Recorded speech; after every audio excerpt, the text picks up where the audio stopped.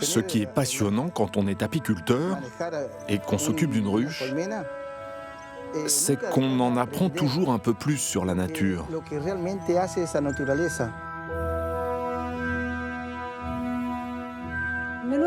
Je n'ose imaginer ce que serait ma vie sans miel. Je n'aimerais pas vivre sans. Les abeilles nous ont fait tous grandir. Et nous avons grandi avec elles. On ne s'en rend pas compte, mais elles sont nos richesses.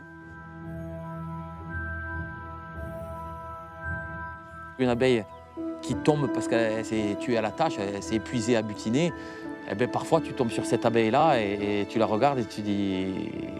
Elle te fait rêver, quoi. Tu te dis, tu as envie de la relancer pour qu'elle reparte, quoi. Si l'abeille venait un jour à disparaître, l'homme serait menacé. Elle est à la base d'une grande partie de l'alimentation humaine. Sans abeilles, les plantes ne pourraient plus assurer leur reproduction. Pourtant, depuis quelques années, les abeilles disparaissent par milliards. Un peu partout dans le monde, des paysans luttent contre les dégâts des hommes. Ils prennent soin des abeilles. Elles le leur rendent bien en offrant un trésor. Le miel.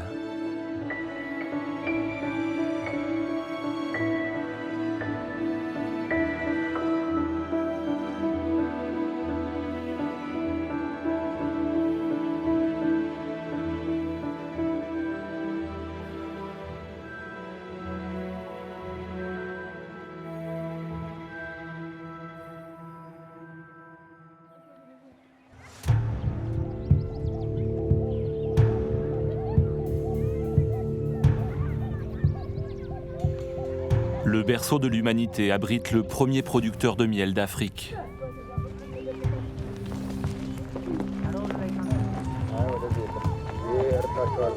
Sur les hauts plateaux d'Éthiopie, les petits paysans, en plus d'être bergers, sont souvent apiculteurs.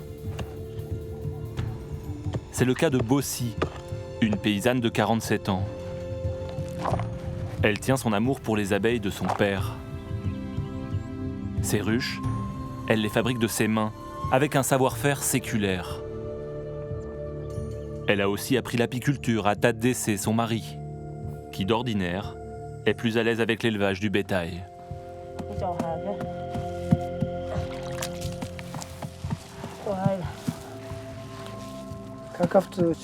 C'est de la bouse de vache, de la terre, un peu de cendre et de la paille pour solidifier.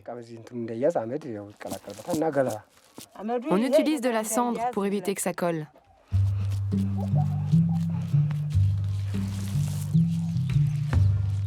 Il faut combien de temps pour terminer une ruche ? Jusqu'à 20 jours.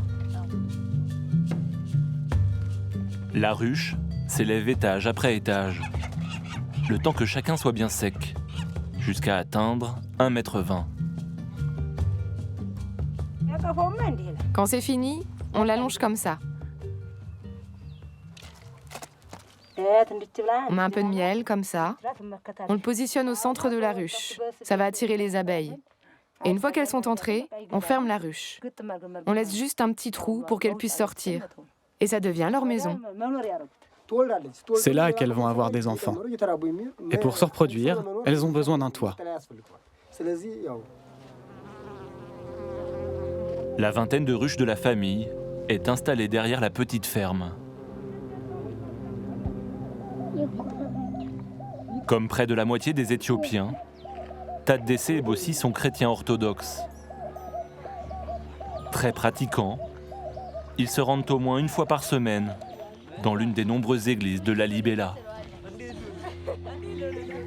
Au XIe siècle, le roi Lalibela avait fait de cette ville la capitale du pays.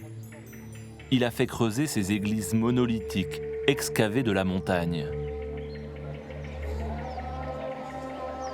L'histoire de Lalibela est intimement liée au miel.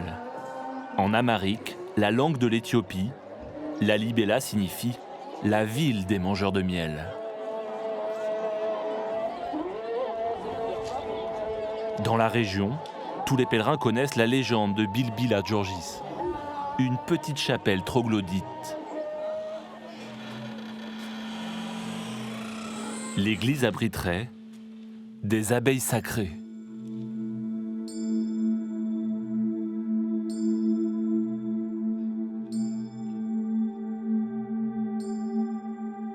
Après l'office, les prêtres aiment à jouer les guides.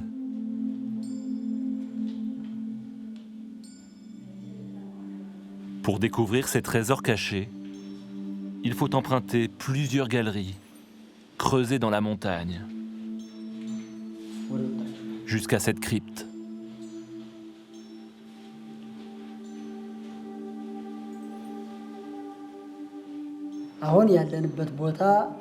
Nous sommes ici dans l'église de Bilbila Georgis. C'est une merveille construite par le roi Caleb. Elle date du 5e siècle, lorsque le roi Caleb s'est converti au christianisme.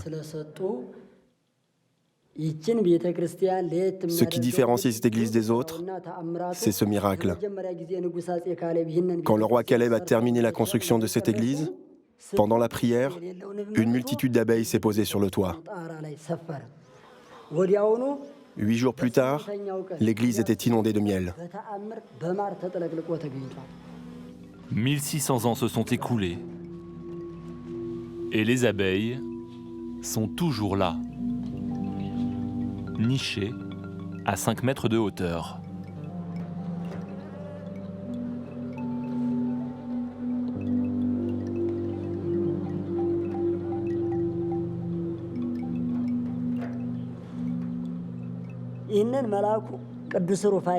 L'archange Raphaël a dit aux prêtres, on n'a pas le droit de vendre ce miel, ni d'utiliser sa cire pour faire des bougies, parce qu'il renferme l'Esprit de Dieu.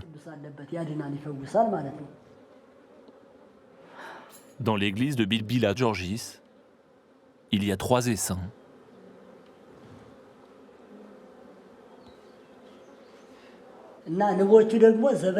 Les abeilles sont les gardiennes de l'église contre les pillards. S'il y a un ou des intrus, elles attaquent. C'est arrivé plusieurs fois, pendant la guerre et l'occupation italienne. Ce sont les abeilles qui ont gardé les trésors de l'église. C'est pour ça qu'on surnomme l'église Bilbila Georgis, l'église gardée par les abeilles.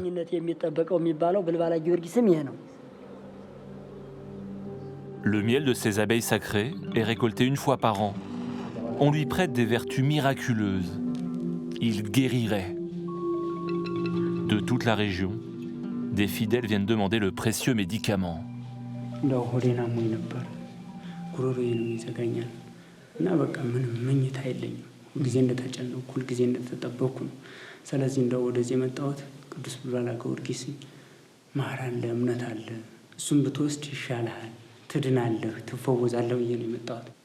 የሚያድን ነው አምነው ለተቀበሉት ሁሉ ማለት ነው። ጉሮሮህን ለሚያንቅህም ለማንኛውም ነገር ለአንተ ብቻ ሳይሆን ለኪንታሮት በሽታ፣ ለቁስለ ስጋ፣ ለቆዳ በሽታ፣ ለአስም በሽታ ለነዚህ ሁሉ መድኃኒት ነው። ይህን ሆድ ህመሙና ይሄ ትንንሽ ነገሮች ግን እነዚህ ወዲያውኑ ቶሎ ነው በአንድ ቀን ነው የሚድነው። አይዞሽ ብቻ እህል ሳይበላ ነው የሚበላው እንጂ አምላከ ቅዱስ ጊዮርጊስ እርዳይ ብለህ ከተቀበልኸው ይሄ ያድንሃል፣ ይማሩ ፈውስ ነው፣ አይዞህ ትድናለህ ማለት ነው። ገበዙ ይሰጡሃል፣ ያስተናግዱሃል። እሺ እሺ።